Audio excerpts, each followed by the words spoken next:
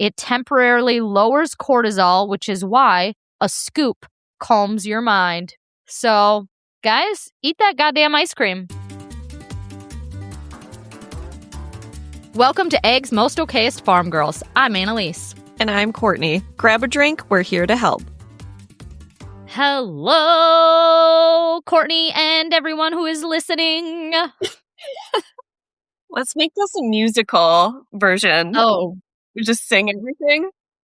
sounds terrifying. We would drop listeners so fast. Sorry. Oh, today, my friends, we are going to chit-chat about, well, a few different things. This episode was going to start as an episode kind of helping you make your house your own, make it cozy. Like, for those of you that don't know, Courtney has an interior design background, so she's got the tips and the tricks, and she is going to share them with us.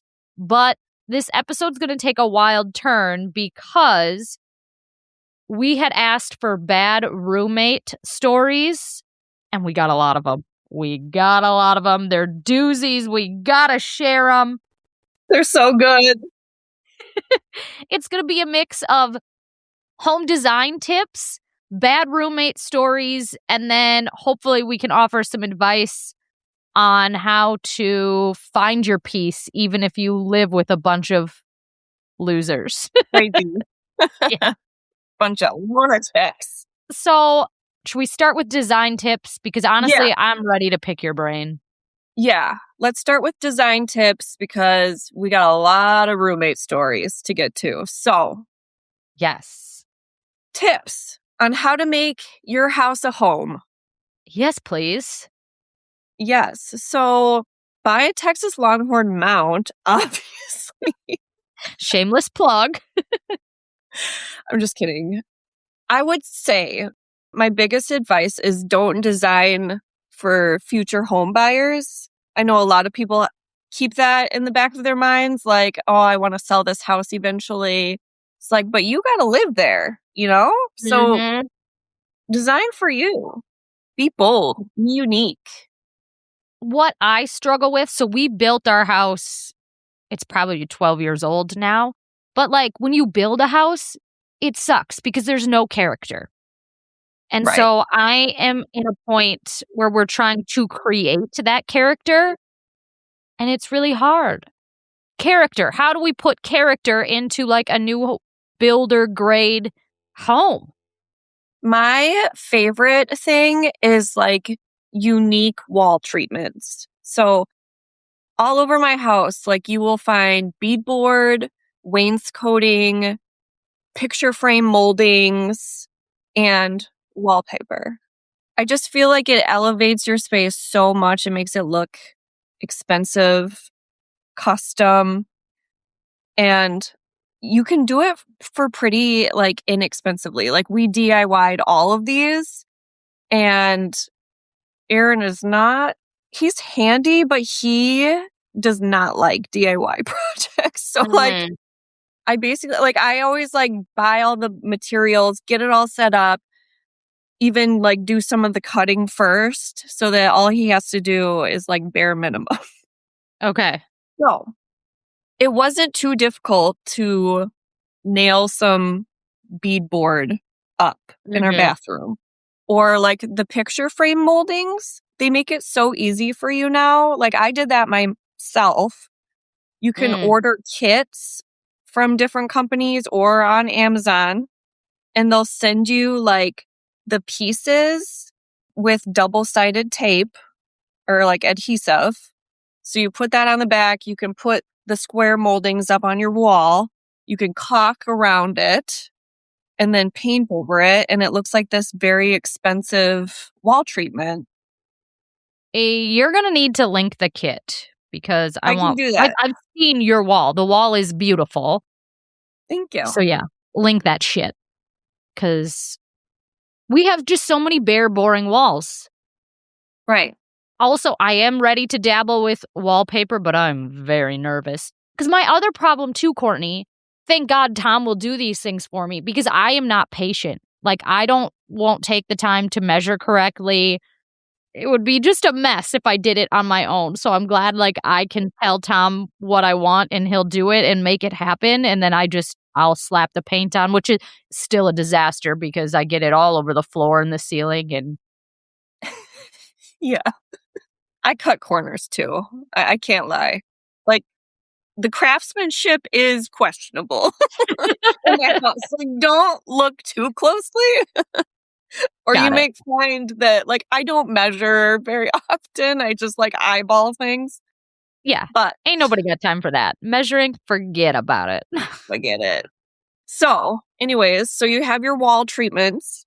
A combination in design school, they always talked about a combination of different lighting. So you have like your task lighting, which is like a lamp on your desk, like meant to just like for task things. And then you have ambient lighting, you have accent lighting, and then of course natural light. So a good put together room will have a combination of all those things. Like maybe you have some table lamps for mood lighting. Mm. You've got the boob on the ceiling light. You have natural light coming in through your windows. I know you're a big fan of like turning off all the The big ceiling lights, I light call them. Yes. and then turn on all the table lamps. And I'm totally the same way. Like, give me that moody, cozy feel. Mm-hmm. Mm-hmm. It makes a difference. It really does. It does. I need more lamps. I'm going to try to get into thrifting too. I've never been a thrifter, but I don't know if I heard this from you, but people say like too, a good, well-decorated, cozy home is a mixture of new and old. And I need to start mixing in the old because I hate to shop. This is why I'm not a thrifter. Like I don't have the time and the patience to just like dink around a store and find things. But my sister was telling me, because she thrifts quite a bit, she's like, start making a list or make like a vision board on Pinterest of kind of the vibe, the things you're going for. And no, you're not going to find that exact thing. But if you go into the thrift store with kind of an idea of things you're looking for, they're going to come to you. So I started making my list. Oh, yeah. Like, have an idea in mind. And I always bring like pictures of my space with me on my phone so that I can hold it up like next to things in the thrift store and be like, is this the vibe?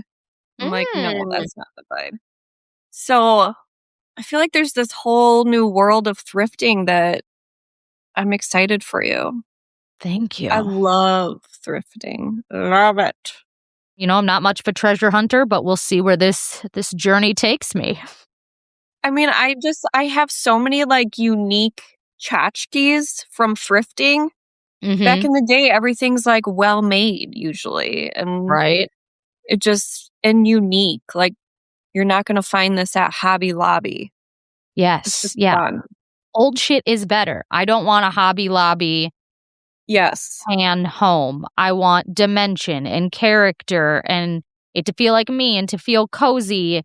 My other problem though too is I just want to skip to where my house is perfect and I need to accept the fact that it's probably going to take time. Like Rome wasn't built in a day. Yeah. It took me years to really like navigate and like figure out what my style is. And it's always evolving too. But starting out, like when we first moved into this old home, it was knock down the walls and rebuild everything just like for minimum money, like very inexpensively, just so it was like a nice, clean, blank canvas. And then as the years progressed, like we were able to add more and more character back into it because she was a hot mess in here.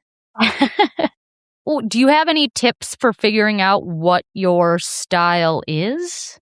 I feel like you just have to try things. Yeah. I have too many things I like. Like, for example, like my whole algorithm right now is DIY home stuff because that's where I'm at. And I can't decide if I like the old, moody, kind of Western, decor where it's just like kind of those autumn type deep colors. But then I'll come across somebody's home where it's like pink and yellow stripes and we're painting daisies on everything. And I was like, I really like that too. Like, I don't know what to do. Well, you can do both. Like, if you want to try a dark, moody space, like try it in your office or your study or like your powder room Yeah. first. And if you love it, then you can decide, like, I think I'm going to take this to my living room, a bigger, more used space. Okay. That helps. What other tips you got? The live, laugh, love signs, guys. Okay, if you love it, do it. Because ultimately, you have to love your space, but Right. not for me. And I feel like it almost just cheapens your home so fast. Like, it Yeah. cheapens the space if you look up and it says live, laugh, love. Right. We need unique art that is a representation of you. Yeah. I've been trying to look on Etsy more, or I'm also hoping when I go thrifting that I'll find some weird, unique. Because this is going to sound maybe bizarre, butter art with just sticks of butter, I think would be so cute in the kitchen. I know where to find that. You do? Ooh, yay. I'm gonna send you something. Okay, send me things. Can't wait. We better link it in case anybody else is into butter art. Okay, I will. I totally will. I know an artist in Wisconsin. Her name is Whitney. God, I wish I could remember her last name. I'll link it for you guys. But she's a graphic designer out of Milwaukee and she does stuff like that. That's what I need. It's what I need. I'm gonna hook you up. Okay. And then my other advice is to just be intentional. Like, don't fill your house with just a bunch of stuff just to buy stuff.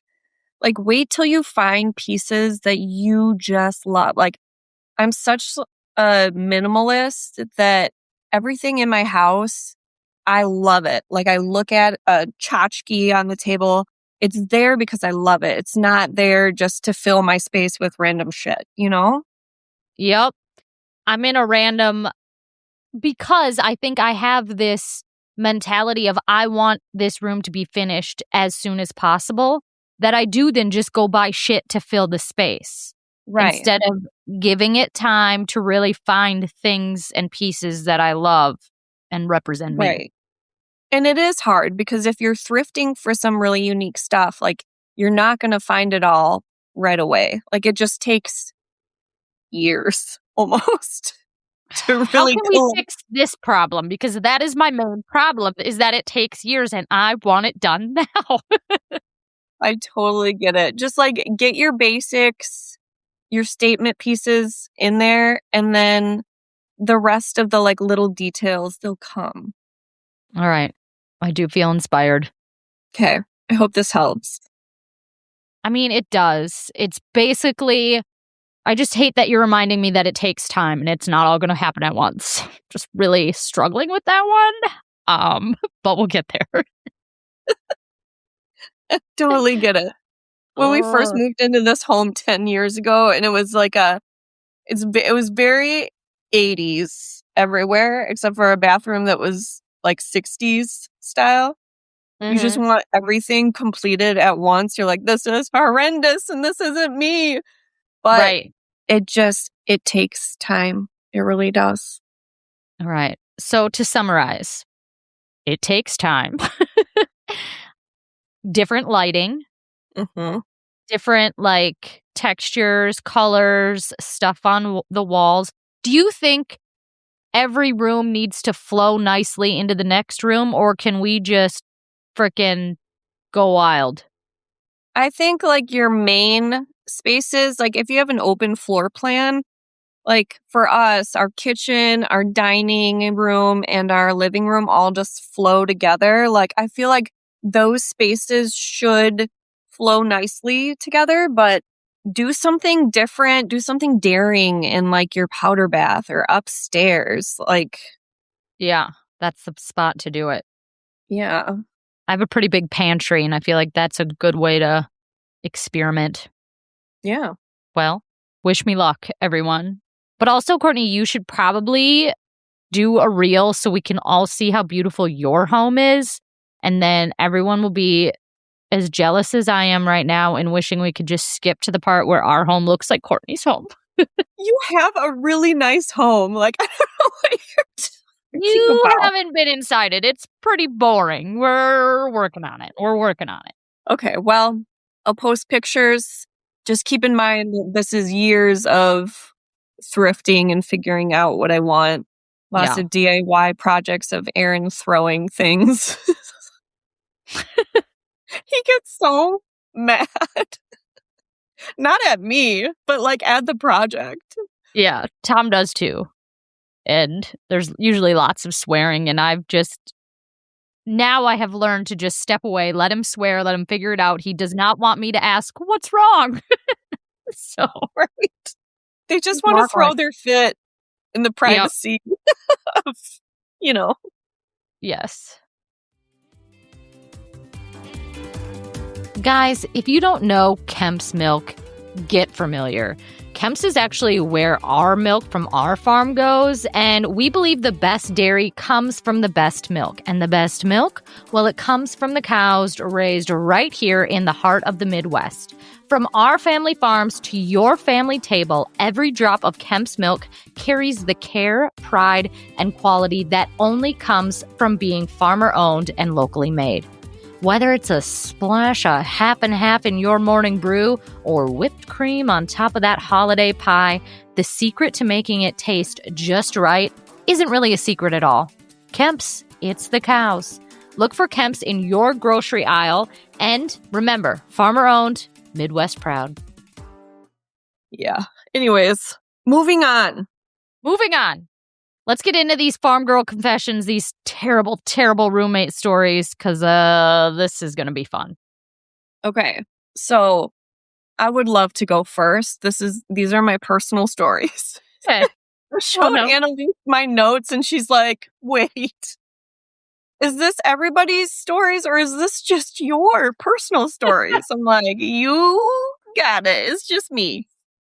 Just me. So I lived, like, throughout my young years in college life, I lived with like 15 different roommates. Like, I was always just in a house full of people to save money because I had none. So, yeah. Anyways, my second year of college, I lived with one of my guy friends and one of my girlfriends. And let's just make up a name for it. Let's call him Jack. Jack he was getting terrible sleep. So his doctor prescribed him Ambien. Have you heard of Ambien? I sure have. This stuff is not to be taken lightly. It makes you do some crazy shit. So he starts taking Ambien. One night, he took his dose, and in the middle of the night, he woke up, and it made him take the rest of his pill bottle of it. Yeah. He didn't do it on purpose. He just was out. He woke up and was out of his mind from the initial dose. So he did some crazy stuff that night. He woke up and found he had some Starburst. Okay, when you say he took the rest of the bottle, like, how many did he take? Is he are we worried about him dying? Oh, yeah. We just learned about this after, we all woke up, and he's like, dude, my bottle of Ambien is empty. And then he noticed that a pen at his desk, he must have gotten up, sat at his desk, ate Starbursts with the wrappers still on them. They were chewed up, and a lot of the wrappers were missing and not in the trash. He chewed up a pen. We went to the kitchen, and there was an empty bottle of taco sauce on the counter. We checked the Oh, trash. Like, he had eaten an entire bottle of taco sauce and peanut butter. ew. And then, I don't know if this all happened in one night. His Ambien days were short-lived, though, because we were like, you Ah, this gotta isn't find good. another way, bruh. Yeah. We woke up one morning to a bathroom covered in blood. Yeah, So we blood. like immediately ran into his room. We're like checking him over. We're like, "Are you okay? Like, what happened?" He woke up. He had no idea. He's like, "I don't remember anything." Did somebody get murdered? Like, was there a body? There was no body. We're like, "Did you murder an animal? And did you go outside and like go hunting?" He was not Dude, the hunting type. I can't believe you didn't, like, run away to your mom and dad. I would've been like, I gotta get out of here. After the blood-soaked bathroom, we're like, "You can't be taking this anymore." Like, you might have killed someone. I don't know. Oh You don't my, know? You might have murdered a kitten. it's very scary. There was nothing on his body. We assumed, like, he must have gotten, like, a really bad nosebleed, Mm, yeah, that would make sense. but nobody knows for sure. We still don't know. Nobody knows. Yikes. So, second story, that same roommate, we come to find that he was kind of a drug dealer. Like, he was making Okay. hash out of his room. What's hash? Hashish. What's It's that? like a really concentrated form of THC. Okay. So he was making that, and it would stink up the entire house. We're like, Oh. you can't be making this anymore. There were Yeah. sketchy people coming to the house. I was like, Ugh. Don't love that. no. So those are my stories for that roommate. I hope he's doing well. I always wonder about him. I hope he's doing well. He I'm was honestly, he's probably not, if he's still alive. he was a good friend too. Yeah. So it made it tough. Like, I was like, I really care about you, but you need help. Yeah. So I hope he's doing well. I haven't heard from him. I don't even know how to contact him. Maybe I will. Maybe I'll message him today.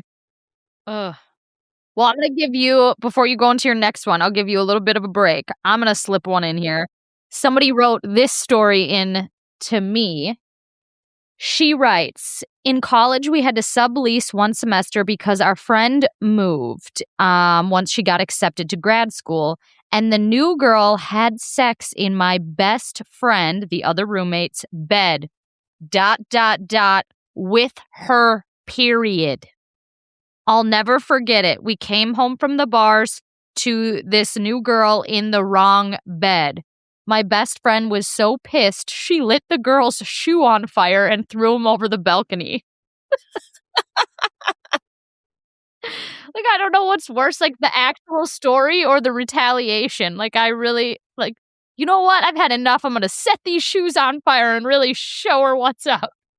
Yeah. I don't understand. Why are you having sex in other people's beds when you could just go to your own bed? Right. Like, I don't know if she didn't know. Maybe she was just too drunk and didn't realize Ugh. where she was. I mean, but on your period, so this poor girl's bed is all bloody and there's semen and all the juices that you don't want to find on your bed. I would have her strip my bed and be like, you just need to buy me new bedding. Like, that's A yours new now. goddamn mattress. Probably. Oof. Ugh. Flip her over at least. Yes. The mattress. Well, speaking of sex, Oh, one of my roommates, I lived in a house just full of people. These were in our young, like 20, 21-year-old age. She went out and somehow, like, her parents, I don't know what her parents did, but like they had to take Jared, the subway guy, around and like give him a tour. Jared, the subway guy. Okay. I know. I'm sorry. I was not expecting Jared, the subway guy, to enter this conversation. Like, what It gets way worse. So just bear with me here. I can't remember why her parents had to give him a tour of of their town. I don't know. He met up with her later at a bar, and then he proceeded to take her back to his hotel. Mm-hmm. And they definitely like got it on. Jared, the subway guy? And what's worse, so you know that he was like convicted of child pornography? Yeah. He nasty. Sick. Like so disgusting. And she definitely looked like she was 19, maybe 20. And But she looked very young. Disgusting. Ew. I'm sure not like, and like, let's see, when was this? I think it was like 5 years later he was sent to prison. I'm sure she was just horrified and just disgusted. If I remember correctly, he wasn't even a good looking guy. Kind of just tall and... No, I was like, is it as gross as it seems? And she's like, much worse than you could ever imagine. This is giving me the ick. Now I'm never going to want to eat a sandwich again. God damn it. Ew. Did I tell you I have like a friend acquaintance who had sex with McLovin? No. Yep.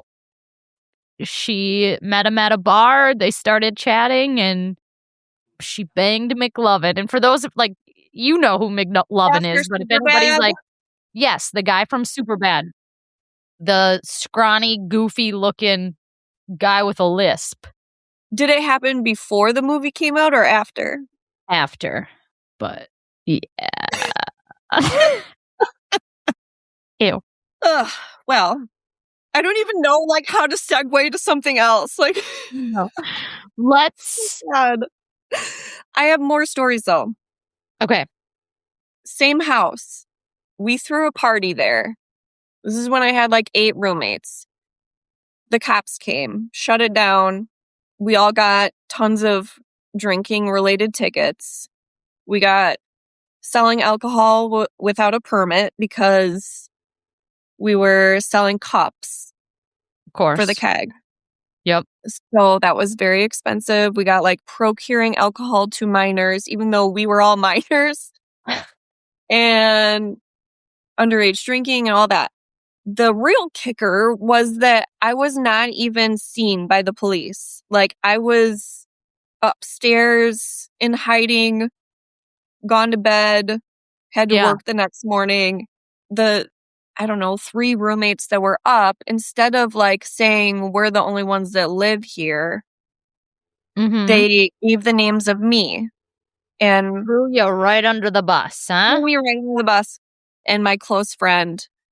They didn't mention their close friends. They just mentioned us. And rude. It's like, are you dumb? Like, you could have just said yourselves and we all could have split the cost of all the tickets together. But instead you had to like throw us all under the bus, and now we have our own tickets to pay. Like, it was dumb. That's a bad roommate. Not nice. Yeah.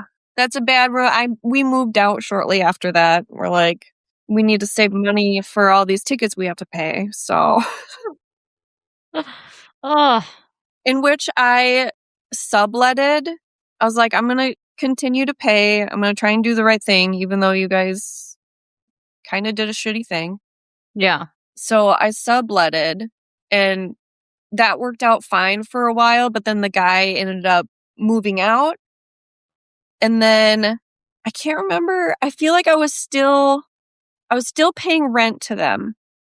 And so I decided to show up because there was a rumor that like their friend was living in my room, but they were still collecting my rent. So I showed up to the house, and sure as shit, they had their friend moved into my room, but they were still collecting my rent. Dirty, while someone was living. Birds. Yeah. I was pissed. I was like, you guys aren't getting a single dime from me. Like, I'm done. Ugh. Trying to think if I would have done the same thing though.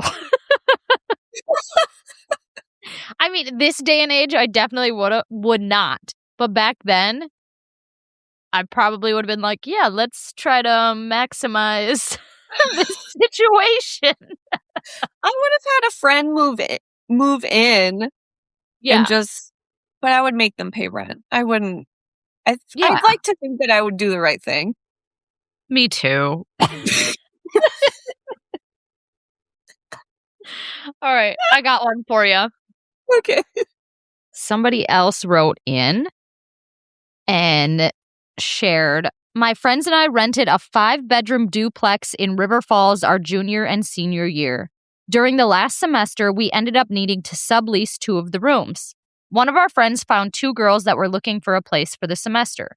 We figured it wouldn't be that bad because they would have rooms in the basement. They were already friends, they had their routines established, all good. Well, one decided to bring a live rabbit with her when she moved in. She never kept it in a cage. The room smelled like rabbit urine, and if you don't know, that smell is horrible. One time, I opened the wash machine and there was so much rabbit hair just sitting in the bottom of it. Looked like they had skinned the rabbit and washed the pelt. So gross. We weren't even supposed to have pets in our duplex. We asked them to get rid of the rabbit and they got very upset. If it was peeing everywhere, that's just gross. Right. Stanky. Who in college just has a pet rabbit that they're carrying around everywhere or letting run freely around a home? Yeah. That's so random. Ew. Oh, what other roommate stories do we have? A roommate from that house, a different one, and then also my Ambien taking roommate. Both of those roommates dropped out of college and continued to say they were going to college, going to class. And one roommate, even left with her books and backpack, would say she was going to class. But we come to find later on, we did some research. We felt like our little PIs, detectives were like, you're not enrolled in school. That's so bizarre. It is. The fact that I had this happen to me twice, it's like, just, you know me. Like, I'm not judgmental. Like, if you told me that... Nobody cares. Like, it's one thing to lie to your parents and be like, yeah, I'm still enrolled, I'm going to college, but who lies and pretends in front of to their roommate or their friends? Their roommate? That's bizarre. I know. We're just like, we're not dumb. Like, I have class with you and I know that you haven't been there in 6 months. Come on now. You've had some doozies, some real weirdos. For the most part, I don't know. I didn't really have too many bad roommates. Like, we had our fair share of girl drama, and that was the extent of it. Nothing really noteworthy. No Jared, the Subway guy hookups. God, no. But I think, do we have some people that called in with some stories too? Do we have some roommate contestants to play? I'm excited to see if I recognize anybody's voice. First one. You're not going to believe this one. Me and my roommate had a third roommate. So there were 3 bedrooms in this home we were renting in college. And our third roommate had to move out. So we needed to find another roommate quick. We found a roommate off of Craigslist. Okay, don't ever do that. And he sounded nice. And we're like, oh, this is doable. This man said he had a business job and he had a whole bunch of suits that he had for work. This man was an imposter. He had suits in his closet. He never worked a day in his life. He sold Adderall to all the college kids and he was nuts. So don't you ever find a roommate off Craigslist. I feel like, yes, step 1, don't find your roommate off Craigslist. Step 2, if he says he's a businessman and he has a lot of suits, like, clearly lying. Like, what sort of business are you in, sir? Nobody says I'm a businessman. This is my good friend. I recognize her voice. Oh, I did hear about this one. That's really funny. it reminds me of, have you ever seen the movie Romy and Michelle's high school reunion? Yes. Yeah, where they go back to their reunion and they're like, we're business women. We invented Post-it notes. Like, just so far-fetched. Such a classic. I love that movie. Oh, God. All right. Do another. The worst roommate in college in my dorms was someone who did not shower on the regular and played rugby. That was fun. It was a good thing that often most of the farm kids went home every weekend from school because that was 2 less days that I had to deal with it. And the other fun thing is someone who eats your food, which in college is just like something you just don't do, like in a dorm room. So, anyways, you come back, you have food, you think it'll last you all week, and they eat the food anyways. So, there's that. But I think the worst thing is someone who doesn't have good, like, thought for human hygiene. Like, it wasn't the worst that it could be, but it was enough that you just kind of wish that it didn't need to be a variable that you had to deal with in a room that small. Anyways, good thing that college is long gone, and now I just have my kids and my husband to be my roommates. So, anyways, but that one quickly came to mind. Bad hygiene was a reoccurring thing in all of these stories. Really? Yeah, That like surprises me. I have a really good one that was sent in. I feel like, who's not showering? This is wild to me. Yeah, no, it's a thing. So this gal writes in and says, so my first freshman roommate and I had gotten paired through a matching service at our university, and I'll never understand why. From the jump, she and I never really connected on anything from our interests to our majors, to our backgrounds. It was clear we were literally just stuck with each other. Over time, she progressively got sloppy, never picking up her clothes, doing laundry, picking up garbage, anything. It even got to a point that I had friends telling me, dude, your room has a weird smell. I finally said something about it, and she said she was going to get better about it. She never really did, and our room always had this odd smell. No matter how much I cleaned and did my part, I could never get it to go away. Fast forward about 3/4 of the way through our first semester, and after a late night of studying, I had fallen asleep on our futon. I woke up to the sound of peeling. I rolled over, still half asleep, to my roommate crouched over her trash can, shamelessly changing a bloody pad in the middle of the room. No. It gets worse. I pretended I didn't see anything, rolled over, and when she left the room, I peered in and she had an entire can of dirty pads in the trash can. So all this time, we couldn't figure out the smell, and it was a nasty trash can of period pads that hadn't been tossed out in who knows how long. A week later, I had the opportunity to transfer dorms, hauled my shit out of there, and never saw her again. That's disgusting. Could you imagine? Period smells are like the worst smell. Oh, for sure. But to have the balls to stand over your garbage can, why can't you walk to the goddamn bathroom? Why are you doing this in your room with your roommate present over a tiny little garbage can? I mean, I know I have no class, but even that's like, I'm shook. I'm shooketh. I'm disgusted. That's so bad. Gross. And back to the poor hygiene thing, and that was like a reoccurring, like that worries me. We just started new chore chart system with our kids, And I am proud to say that my children at 8 years old can already do a load of laundry. They know how to clean the floors, like unload the dishwasher, load it. It is a weird parenting thing, too, to like, I don't know, you just throw them in the tub and you think they're going to figure out, like, oh, I should scrub my armpits and stuff. But you got to tell them, man. Got to tell them to get the bits and tits and tips and all the Everything. things. All the tips. Yeah.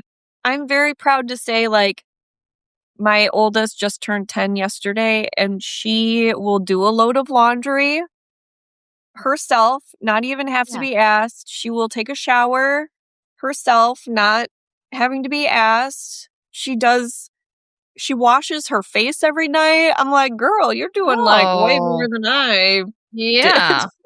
Good for you. Girl. Yeah. It's a wild world out there. It sure is.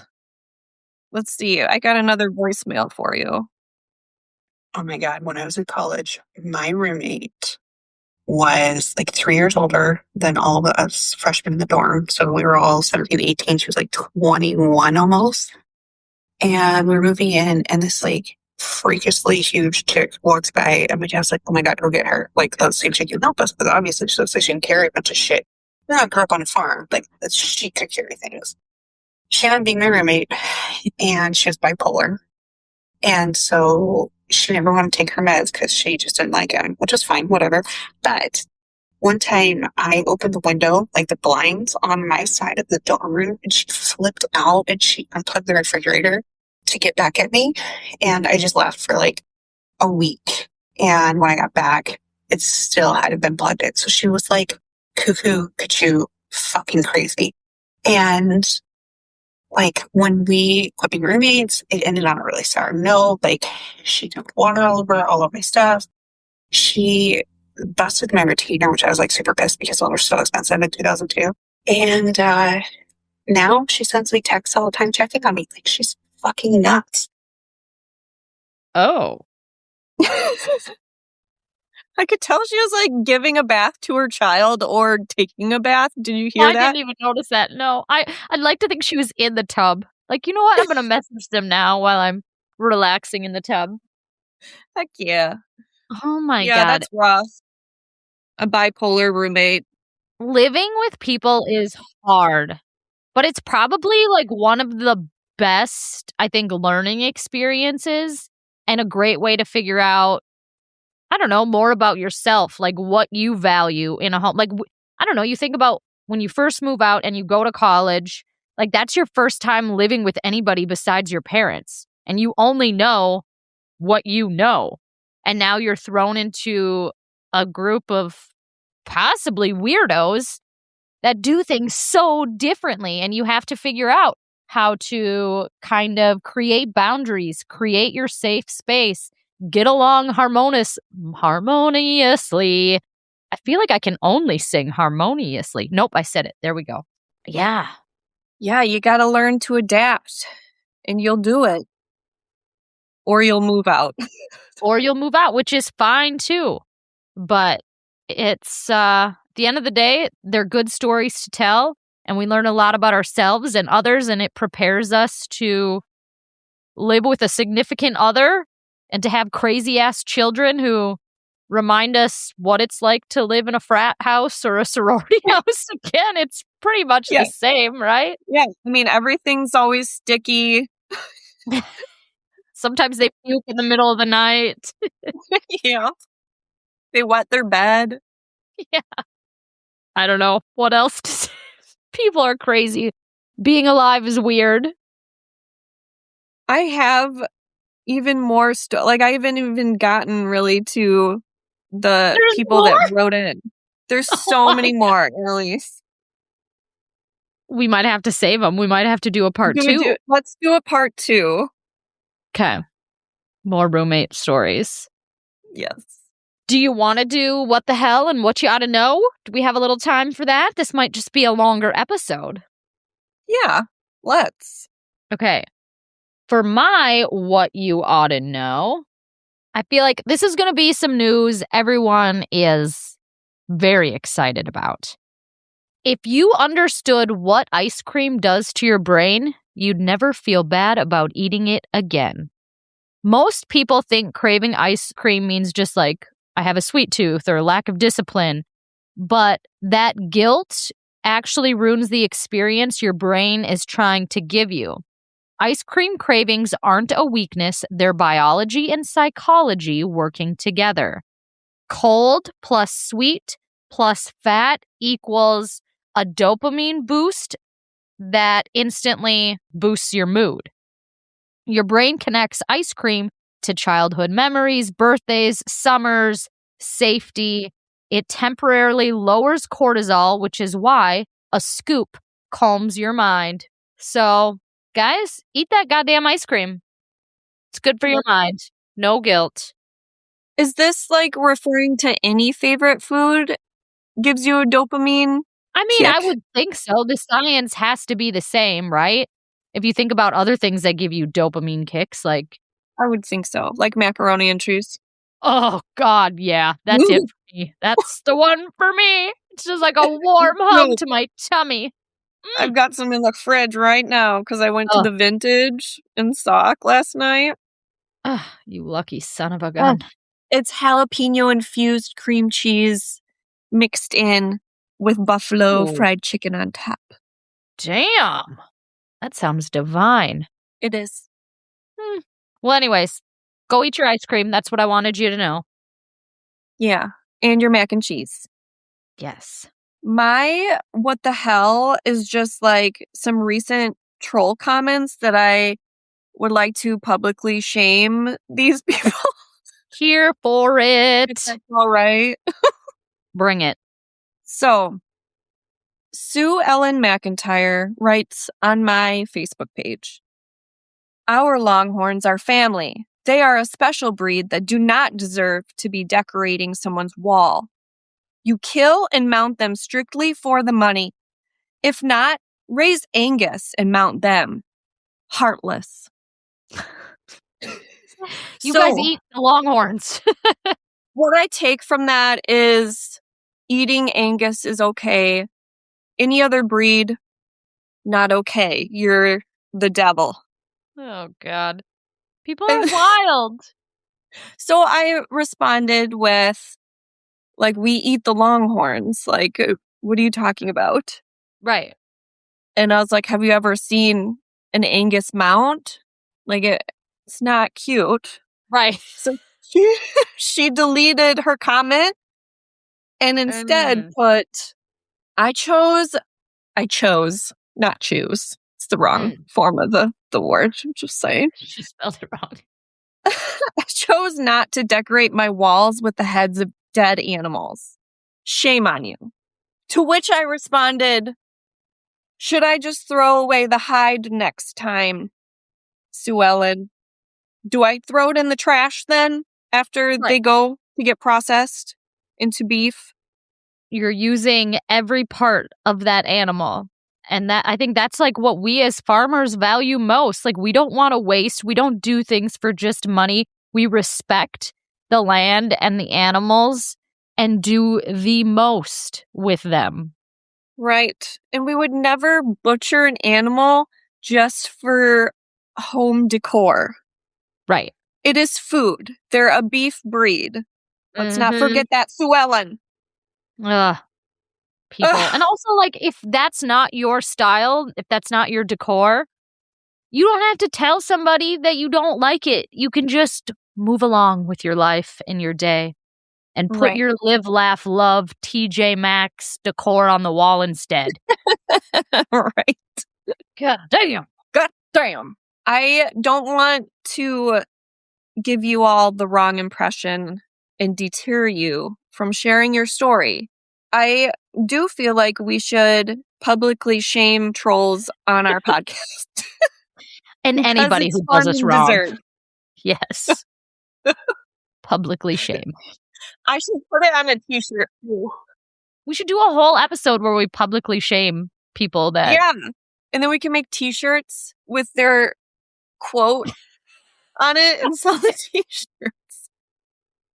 Well, like, I was just on this topic. What I would like to share is all you creepy old men out there, I don't know if you're listening. Probably not. But stop commenting on young women's social media accounts about how beautiful they are. You are old and gross. This broad wants nothing to do with you. Why are you saying inappropriate, weird things about the way she looks? Like, I just saw there's somebody in our neck of the woods who is recently divorced and old and has young children. And first of all, we see you. I can see when you comment on other people's stuff. So, like, it's a bad look. Plus, you're commenting on someone's profile who is closer to your children's age than your age. Ew. It's very apparent what your intentions are. Yeah. Like, I remember I hadn't spoken to someone. I barely knew this person, but I did meet him in person one time years ago. All of a sudden, he was like blowing up my DMs every single day. Just huge, long messages. And I'm just like, that's weird. Like, we don't have a close relationship. Like, I don't know you. You know I'm married. And then come to find he was going through a divorce. And it's like, You weirdo. I know that that's why you're messaging me, because you're going through a divorce right now. I don't know if you're lonely or something, but just don't. Just don't do that. Were you at least hopefully his age? Yeah. Age appropriate. I just really have a problem when like it's old men commenting on very young. Yeah, that's even worse. God, it gives me the ick. Like, I just want to take to the comments section and start flying off the handle. You goddamn pervs, get out of here. Get out of here. All right. Well, I think let's revisit this topic because I feel like I could really go off on a tangent of all the people who need to be publicly shamed. Let's make that our next episode. Publicly shaming people that need to be shamed. Yes. Okay. Love it. Perfect. And I would love to wrap this up with, for my you ought to know, the aesthetic of your home can affect your mood. Proven science. We heard about it all through design school. The colors you choose affects your emotions. Clutter, chaos, disorganization increases your stress hormone. It affects your focus. Natural lighting, we all know that if you have good natural light, it can lower rates of depression, better sleep quality, improved productivity and energy. So your surroundings do matter. It affects your mood. So make your home something that you feel comfort in. Something you love and something that works for you. And kick out the weird roommates that change their pads in front of you. Yes. Not worth it. Choose wisely who and what you surround yourself with. Right. All right. Yeah. Next week, we are going to publicly shame people, which will also give us an opportunity to get through the rest of these roommate confessions because, again, we're publicly shaming them. So stay tuned. Love it. All right, everyone. Go have a day. Bye. Bye. Guys, thanks for hanging out with us today. If you had as much fun as we did, would you do us a favor and share this episode with a friend? Speaking of friends, can we all be friends over on the Instagram? You can find me at @modfarmchick. And me at Mrs. Green Pastures Cattle. See you next week, guys.